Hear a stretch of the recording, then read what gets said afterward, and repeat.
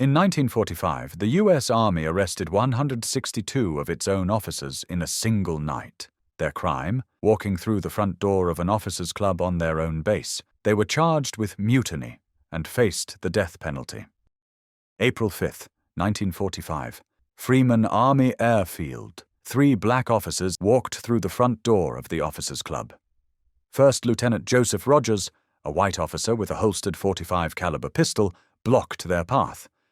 Behind Rogers stood the future of American civil rights, and in front of him stood 3 men willing to die for it. This is the story of the Freeman Field Mutiny, when 162 black officers were arrested for refusing segregation, when one man was court-martialed for jostling a superior officer, and when the United States military learned that its black officers would no longer tolerate betrayal wrapped in regulations. The 477th Bombardment Group was born from pressure, not military necessity. By 1943, black leaders including A. Philip Randolph demanded that the Army Air Forces allow black men to train as bomber crews, not just fighter pilots. The commercial airline industry would need multi-engine pilots after the war, and bomber experience could translate to civilian aviation careers. The Army agreed reluctantly, and on January 15, 1944, the 477th was activated at Selfridge Field near Detroit. From the beginning, the unit was sabotaged. White bomber groups went from activation to combat deployment in 5 to 9 months. The 477th trained for over a year and never reached combat readiness. The Army refused to provide the resources and leadership necessary for success. Training B-25 Mitchell crews required extensive facilities and experienced instructors. But the segregated training system couldn't handle the volume. Black bombardiers and navigators couldn't train alongside white students, and there weren't enough designated facilities for black airmen. Personnel shortages plagued the unit. While white units received trained replacements promptly, the 477th operated perpetually undermanned. Combat veterans from the 322nd Fighter Group who transferred were classified as trainees, regardless of experience. White officers with less experience became instructors and received command positions. This wasn't incompetence. Major General Franco Dwyer Hunter, commander of the 1st Air Force, had declared there would be no racial mixing on his bases. Colonel Robert R. Selway, Jr., the 477th's white commanding officer, had previously drawn a line down the middle of the Tuskegee Base movie theater to segregate seating. Under Selway, training schedules fell further behind and morale collapsed. But according to Selway and Hunter, the problem wasn't their leadership, it was the black officers themselves. By May 1944, after race riots in Detroit, the Army abruptly moved the unit to Godman Field at Fort Knox, Kentucky. The move made no military sense. Godman had 1/4 the hangar space of Selfridge, 1/7 the acreage, 1/5 the aviation fuel capacity, fewer runways, and worse flying weather. But Godman had isolation. White officers used the Fort Knox Officers' Club on guest membership, effectively maintaining segregation while technically complying with regulations. Army Regulation 21010 was clear. Any facility designated for officers must be available to all officers regardless of race. But Selway and Hunter had no intention of following it. They just needed a way around it that wouldn't appear to violate it directly. On March 1, 1945, the 477th began moving to Freeman Army Airfield near Seymour, Indiana. Freeman had everything needed for B-25 operations: 4 5,500-foot runways, over 400 buildings, adequate facilities for the entire group. If the Army had wanted the 477th combat ready, this is where it should have been from the beginning. But problems multiplied immediately. Seymour businesses refused to serve black officers. Restaurants turned them away. The townspeople viewed these men in uniform with open contempt. On base, the situation was more volatile. For the first time, black officers drastically outnumbered white ones. 400 black officers and 2,500 black enlisted men compared to 250 white officers and 600 white enlisted men. Some white officers eagerly looked for any excuse to provoke confrontation. Colonel Selway had a plan to maintain control through segregation. On March 10, 1945, two groups of black officers attempted to enter one of the officers' clubs. They were refused and told there were two clubs on base, one for trainees, one for instructors. All trainees were black. All instructors were white. The black officers understood immediately. Selway was using job classifications as a proxy for race. Many trainees were decorated combat veterans from the 332nd Fighter Group. Some outranked the white instructors, supposedly supervising them. The designation had nothing to do with qualifications. It was simply segregation by another name. The black officers nicknamed their designated club Uncle Tom's Cabin and refused to use it. But refusing wasn't enough. They needed to force a confrontation that would expose what Selway was doing. Among the officers still at Godman Field was Second Lieutenant Coleman Young. 26 years old, from Detroit, Young had worked as a labor organizer before the war. He understood collective action and non-violent resistance. He understood that one person arrested is a troublemaker. 100 people arrested is a movement. Young and the others discussed strategy carefully. They would not use violence. They would not destroy property. They would simply exercise their rights under Army Regulation 210-10. They would go to the Instructor Club, attempt to be served, and if refused or arrested, keep sending more officers. Every 30 minutes, another group of 3. They would force Selway to either follow the regulation or arrest so many officers that the Army could no longer ignore what was happening. On April 5, 1945, the protest began. At 1900 hours, the first 3 black officers walked to the Instructor Club. Major Andrew M. White turned them away.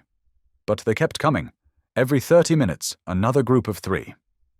Selway stationed First Lieutenant Joseph Rogers at the club entrance with a .45 caliber pistol and orders to arrest anyone who refused to leave. At 2000 hours, a group including Coleman Young entered. Rogers ordered them to leave. They refused. Rogers arrested all 19 officers. They complied and returned to their barracks. They had forced Selway to arrest them for attempting to use a facility that regulations said they had every right to use. Later that night, 17 more were arrested, including Second Lieutenant Roger C. Terry from Los Angeles. Terry was a 1941 UCLA graduate who had roomed with Jackie Robinson. He had earned his pilot's wings just 2 months before arriving at Freeman Field. Rogers claimed Terry had shoved him while attempting to enter. Terry denied it. What actually happened would become the subject of a court-martial, but Selway now had both mass arrests for disobeying orders and a specific charge of violence against a superior officer. The next night, April 6th, 25 more officers attempted entry in groups of 3. All were arrested. By the end of 2 nights, 61 black officers were under arrest, confined to quarters. The arrests sent shockwaves through the black press and civil rights organizations, but Selway wasn't finished. He needed to prevent future attempts and identify which officers would comply with segregation and which would continue resisting. On April 9, 1945, Selway issued Base Regulation 85-2. The regulation formalized the separation into trainees and instructors, designated specific facilities for each group, and required every officer to appear individually before a board, acknowledge they had read it, and sign a statement certifying they fully understood it. All 292 white officers signed without protest. But among the 422 black officers, the regulation created a crisis of conscience. Signing meant accepting segregation, agreeing that they were inferior, that Army regulations protecting their rights didn't matter. Signing meant complicity in their own degradation. Some officers signed as written, fearing consequences. Some signed but crossed out and fully understand, creating a record of protest while technically complying. Some signed but added written statements declaring the regulation discriminatory. And 101 officers refused to sign at all. 101 black officers, when directly ordered to sign a document, refused. They understood what refusal meant. Refusing a direct order during wartime was a capital offense. The maximum penalty was death. They refused anyway. Selway moved swiftly. On April 13th, all 101 were placed under arrest. Freeman Field couldn't hold them, so Selway had them flown secretly to Godman Field and confined in a building surrounded by barbed wire with armed guards outside. The photograph documenting this moment is extraordinary. 101 black, officers in uniform, standing in formation, about to board aircraft that would take them to imprisonment. Master Sergeant Harold J. Beaulieu Sr. smuggled a hidden camera onto the scene. Other enlisted men tried to photograph the arrests, but white officers confiscated their cameras and destroyed the film. News reached the NAACP and the black press within days. The Pittsburgh Courier published the story on April 21st. Thurgood Marshall, chief legal counsel for the NAACP, began investigating. Labor organizations expressed outrage. Members of Congress demanded explanations. On April 19, 1945, General George C. Marshall, Army Chief of Staff, ordered the release of all 101 officers, but he didn't declare the regulation invalid. And General Hunter placed letters of reprimand in each officer's permanent file, marking them as troublemakers, preventing promotions, justifying any future discrimination against them. But 3 officers were not released. Second Lieutenants Roger Terry, Marsden A. Thompson, and Shirley R. Clinton remained in solitary confinement. They would face general court-martial on charges that carried the death penalty. The court-martial began in early July 1945 at Godman Field. 10 officers appointed by General Hunter presided. Initially, Colonel Benjamin O. Davis, Jr., the highest-ranking black officer in the Army Air Forces, was named president of the court. But the defense challenged his appointment, and Davis was dismissed. The defense was led by Thurgood Marshall, already one of the most skilled civil rights lawyers in America. Marshall would later argue Brown versus Board of Education before the Supreme Court and become the first black Supreme Court justice. But in July 1945, he was defending 3 young officers whose careers and freedom hung in the balance. The prosecution's case against Thompson and Clinton was straightforward. They had disobeyed orders by attempting to enter the club and refusing to leave. The case against Terry was more serious. Lieutenant Rogers claimed Terry had physically shoved him while attempting to enter, characterizing it as violence against a superior officer. The defense produced multiple witnesses who testified Thompson and Clinton never touched anyone. They had walked to the entrance, been told they couldn't enter, and left when arrested. No physical contact, no violence, simply the act of walking to a door and attempting to exercise their rights. Terry admitted attempting to enter the club, but denied shoving Rogers. The question became, did Terry deliberately push Rogers, or did Rogers position himself to create contact that could be characterized as assault? The most dramatic testimony came from Colonel Selway himself. The prosecution called him to explain the separate clubs and base regulation 85-2, but Selway objected to nearly every question, insisting they were irrelevant and immaterial. The court repeatedly reminded him that witnesses don't have the right to object to questions. His testimony contradicted his own telephone transcripts. He appeared more concerned with avoiding accountability than explaining his actions. The verdict came quickly. Thompson and Clinton were acquitted of all charges. The evidence didn't support the accusations. They had broken no laws. They had violated no legitimate orders. Terry was acquitted of disobeying an order. The court found that attempting to enter the club did not constitute insubordination because Army Regulation 21010 gave him the right to be there. But he was convicted of jostling Lieutenant Rogers. The momentary physical contact was defined as violence against a superior officer. The prosecution had asked for the death penalty. The court imposed a fine of $150, payable in 3 monthly installments. Terry also lost his rank and received a dishonorable discharge, $150. For 50 years, that fine and dishonorable discharge would define Roger Terry's life. A dishonorable discharge was treated by many states as equivalent to a felony conviction. It prevented Terry from voting. It had to be disclosed on every job application. When Terry applied to law school after the war, he had to explain his discharge. When he graduated from Southwestern Law School in 1949, his conviction affected his ability to earn his law license. Terry didn't let it stop him. He found work as an investigator for the Los Angeles County District Attorney's Office. He married Anna Mae Williston on June 24, 1949, and they raised 2 sons. He built a life despite the stigma, and he never apologized for what he did at Freeman Field. When asked about the conviction, Terry said he was proud of it. The fine and discharge proved he had stood for something when it mattered. Coleman Young, the labor organizer who helped plan the protests, became Detroit's first black mayor in 1974.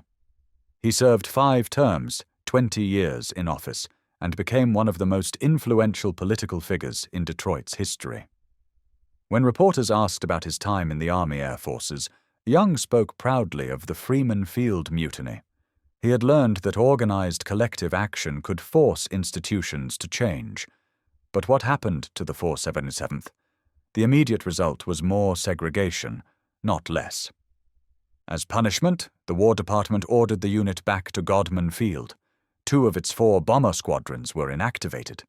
All white personnel were removed. The unit became entirely black. In June 1945, Colonel Selway was relieved of command. His replacement was Colonel Benjamin O. Davis, Jr. Davis immediately cleared the promotional backlog, ended the discriminatory classification of combat veterans as trainees, and began making the 477th into a functional military unit. But the war ended before the 477th could deploy to combat. On July 1, 1947, the unit was inactivated. None of its members ever flew combat missions. The group created to prove black men could serve as bomber crews never got the chance. For the next 4 years, the Air Force maintained segregated units concentrated on single bases, first Godman Field, then Lockbourne Air Force Base in Ohio.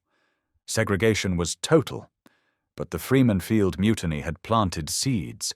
The publicity forced the War Department to examine its policies. The mass refusal by 101 officers demonstrated that black officers would not tolerate segregation indefinitely. The court-martial showed the absurdity of punishing men for demanding rights that regulations supposedly guaranteed. On July 26, 1948, President Harry S. Truman issued Executive Order 9981, directing the armed forces to end discrimination based on race, color, religion, or national origin.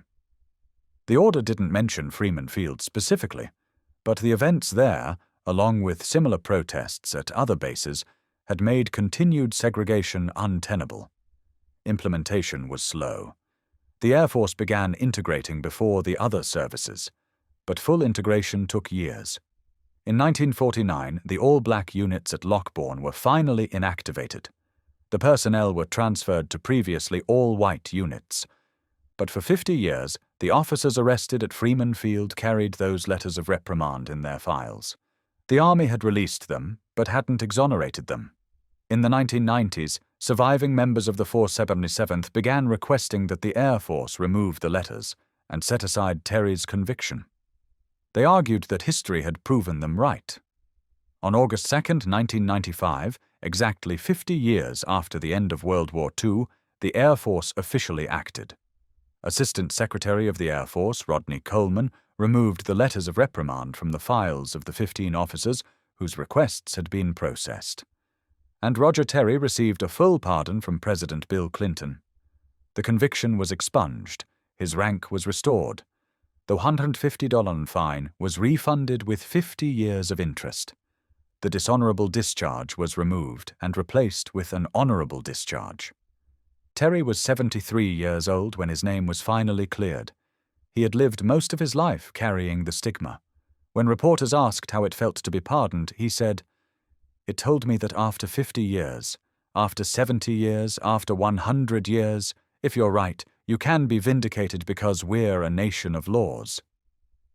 But vindication after 50 years doesn't undo 50 years of injustice. It doesn't restore lost opportunities or compensate for jobs not obtained, promotions not given, chances not taken because of a dishonorable discharge.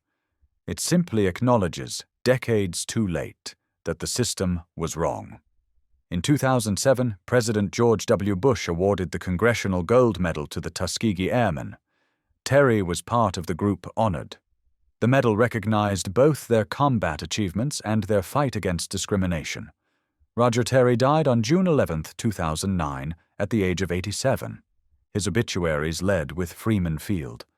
That conviction, that $150 fine, that dishonorable discharge that defined his life for 50 years, became his greatest achievement once history vindicated him.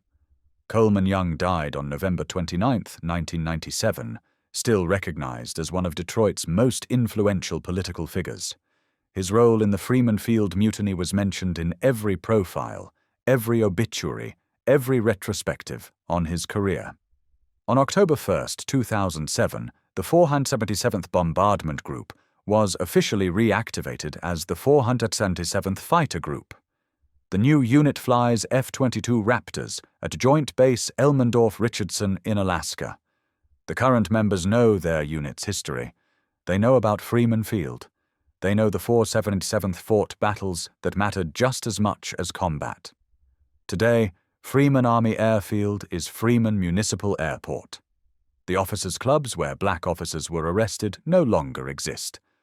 But there is a memorial. The Tuskegee Airmen Memorial Plaza, created as an Eagle Scout project in 2012, tells the story of what happened there in April 1945. On August 16, 1997, survivors returned to Seymour for the first time since the war. The mayor formally apologized on behalf of the town that had once refused to serve them. Local residents came to shake their hands and thank them for their service. Roger Terry was among them. He toured the airfield where he had been arrested, saw the memorial commemorating the protest, and met people who understood that what he and the other officers had done mattered. The Freeman Field Mutiny proved that resistance is possible. 101 officers faced possible execution for refusing to sign a piece of paper. They refused anyway because some things matter more than safety. Justice, dignity, equal treatment under law. Roger Terry paid $150 and a dishonorable discharge for jostling an officer while attempting to enter a club he had every right to enter. For 50 years, that conviction followed him. He never apologized. He never claimed it was a mistake. He wore it as a badge of honor. The 477th Bombardment Group never flew combat missions, but they fought battles that helped integrate the armed forces. They proved that black officers would no longer tolerate betrayal wrapped in regulations and enforced with arrests. Injustice doesn't end because we wait patiently for institutions to correct themselves. It ends when people refuse to be complicit, when 101 officers say no simultaneously, when Roger Terry accepts a dishonorable discharge rather than apologize for demanding equal treatment, when Coleman Young uses organizing skills to coordinate resistance. They won. Not immediately, not completely, not without terrible cost, but they won. The armed forces integrated. Segregation ended. The officers were vindicated.